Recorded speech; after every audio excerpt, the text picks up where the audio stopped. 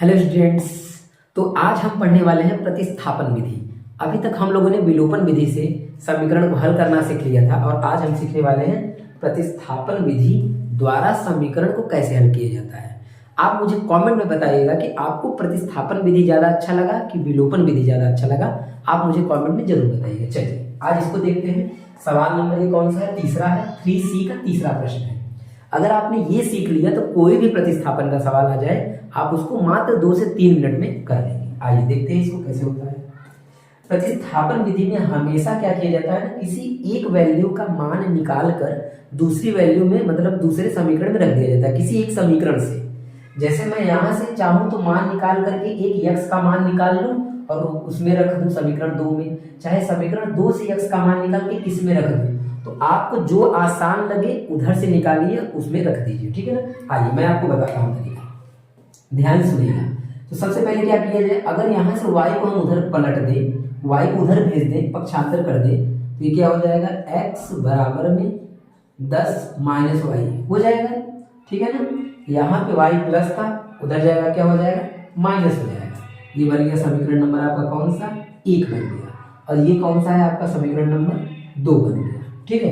अब क्या किया जाएगा, ये जो आपका x बराबर आपको पता है 10 माइनस वाई, इसी में हम लोग रख देंगे x की जगह पर। तो एक छोटा सा लाइन लिखना पड़ेगा। क्या लाइन लिखेंगे आप कि समीकरण 1 से x का मान समीकरण 2 में प्रतिस्थापित करने पर, यही पे लिख देता हूं मैं, प्रतिस्थापित करने पर आप चाहें तो इसमें ये भी लिख सकते हैं कि समीकरण 1 से x का मान समीकरण 2 में रखने पर, लेकिन चूंकि ये प्रतिस्थापन विधि है इसलिए प्रतिस्थापित करने पे वो ज्यादा बेस्ट रहेगा रखने से। ठीक है ना। मैं आपको एकदम बेस्ट चीज ही बताऊंगा। ठीक, चलिए। तो x का जो वैल्यू है इसमें रख देंगे, x की जगह पे ना पूरा ये लिखेंगे हम लोग समीकरण 2, लेकिन x नहीं लिखेंगे। x की जगह पे क्या लिखेंगे, 10 माइनस वाई, क्योंकि हमको x का वैल्यू पता चल गया है, मान पता चल गया है। तो लिखेंगे 2, गुणा का चिन्ह लगाएंगे, x की जगह पे ये पूरा रखना है तो कोष्टक बंद करेंगे। ठीक है, क्योंकि 2 पद है इसमें ना, इसलिए ब्रैकेट बंद करना पड़ेगा, आपको ब्रैकेट लगाना पड़ेगा। माइनस 3y बराबर में 0। अब इसको सॉल्व किया जाए, हल किया जाए। कैसे होगा देखिए, 2 से इसमें मल्टीप्लाई होगा, गुणा 2 दहा में 20, और 2 से y में भी होगा मल्टीप्लाई तो 2y। अब ये ब्रैकेट हट जाएगा क्योंकि इसका दोनों में गुणा हो गया। ठीक है, माइनस 3y और बराबर में क्या आ जाएगा, 0। अब इसके बाद क्या किया जाएगा कि जो y वाला है वो जुड़ सकता है या घट सकता है, तो दोनों माइनस है तो जुड़ जाएगा। और 20 को बल्कि हम कहेंगे उधर भेज दीजिए, इसी क्रम में, इसी स्टेप में। ये बन जाएगा आपका -2 -3 -5 हो जाएगा, और y बराबर में 20 उधर भेज देंगे तो ये बन जाएगा -20। माइनस से माइनस कट जाएगा, चाहे बटे में ले जाके काटिए कोई दिक्कत नहीं है, तो हम बटे में ले जाएंगे। -20 बटे में -5, तो माइनस से माइनस कट गया और 5 चौकी 20, यानी y का मान कितना आ गया, 4। एक वैल्यू आपको मिल गई। अगर आपको एक वैल्यू मिल गया तो इस वैल्यू को x y बराबर 4 समीकरण 1 में रख देंगे तो x का भी मान मिल जाएगा। जैसे देखिए, मन ही मन में रख दीजिए, यहाँ पे रखेंगे 4 और 4 घट गया 10 में से तो 6 बचेगा x का मान। ठीक है ना। लेकिन आइए हम लोग लिखते हैं इसको। ठीक है, तो लिखेंगे क्या, समीकरण 1 से। ठीक है। अच्छा, आप चाहे से लिखिए और आप चाहे समीकरण 1 में रखने पर भी दोनों लिख सकते हैं, कोई दिक्कत नहीं है।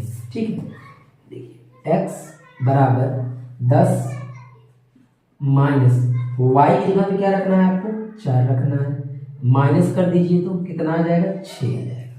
ठीक है, तो हमको y भी पता चल गया, x भी पता चल गया, तो हम क्या लिखेंगे, अतः x बराबर 6 y बराबर 4। आप अतः करके जरूर क्वेश्चन में लिखा करिए, अतः करके लिखने से अच्छा लगता है क्वेश्चन और नंबर भी बढ़िया मिल जाता है। ठीक है ना। तो ये रहा हमारा पूरा सॉल्यूशन। उम्मीद करता हूँ आपको ये समझ में आया होगा। आइए इसी क्रम में मैं एक प्रश्न और लेता हूँ, ठीक है ना, जिसमें बटा रहेगा, भिन्न रहेगा, उसको कैसे सॉल्व किया जाता है। तो सॉल्व करने का तरीका चूंकि आप तो सीख ही चुके हैं पिछली वीडियो में, लेकिन एक प्रश्न मैं आपको और बताता हूँ इसी प्रकार का, ठीक है। चलिए देखते हैं नेक्स्ट क्वेश्चन। तो आइए इस प्रश्न को देखते हैं ये कैसे होगा, ठीक है। ये क्वेश्चन नंबर आपका 2 है ना, ये क्वेश्चन नंबर कौन सा है, दूसरा है। ये प्रश्न मैंने इसलिए लिया है ताकि आपको ये समझ में आ जाए कि अगर कोई चीज बटे में दिया हो, अपॉन में दिया हो, तो उसको कैसे सॉल्व किया जाता है प्रतिस्थापन विधि से, ठीक है ना।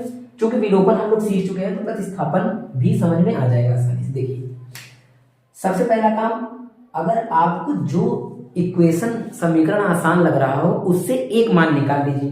तो मुझे ये आसान लग रहा है, y उधर पलट दिया जाए तो x बराबर में 3 + y, ये क्या बन गया, समीकरण नंबर 1 आपका।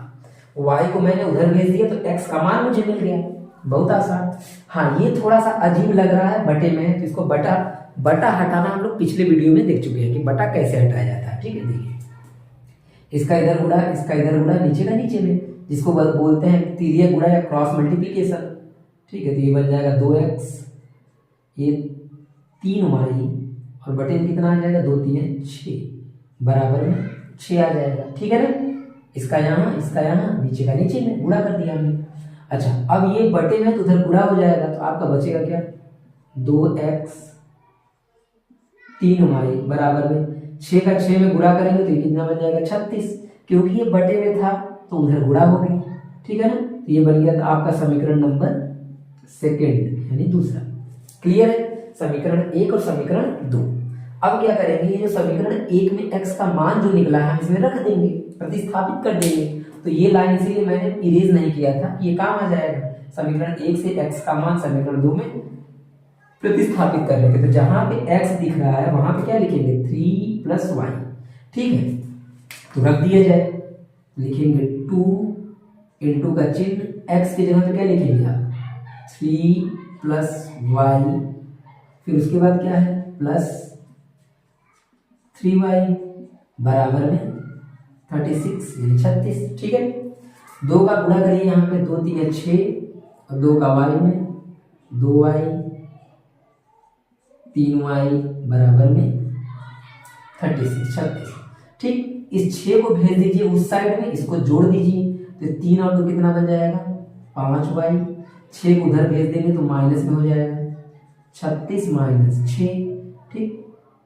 अब घटा दीजिए उसको, तो घटाएंगे कितना आ जाएगा, 30 यानी 30, y बराबर 30 बटे में 5, इसको कट कर देंगे तो y का वैल्यू कितना मिल जाएगा आपको, 6, यानी y का वैल्यू आपको 6 मिल गया।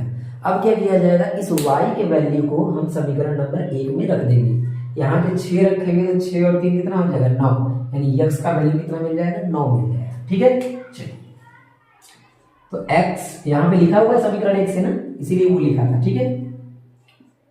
3 प्लस यहाँ पे y की जगह पे आप क्या रख देंगे, 6 रख देंगे, और इसको जोड़ देंगे, ये बन जाएगा 9, ठीक। तो लास्ट में क्या लिखेंगे, अतः x बराबर 9 एंड y बराबर में 6 इज योर आंसर। क्लियर, उम्मीद करता हूं कि आपको पूरी तरह से समझ में आया होगा क्वेश्चन। सबसे पहले मुझे कमेंट में ये बता दीजिएगा कि आपको ये समझ में आया कि नहीं, और दूसरा बात ये भी बताइएगा कि आपको कौन सा विधि, कौन सा प्रकार सबसे अच्छा लगा, विलोपन विधि या प्रतिस्थापन विधि, ये वाला, ठीक है। फिर मैं आपको बताऊंगा अगले वीडियो में कि मुझे कौन सा अच्छा लगता है, ठीक है। चलिए धन्यवाद।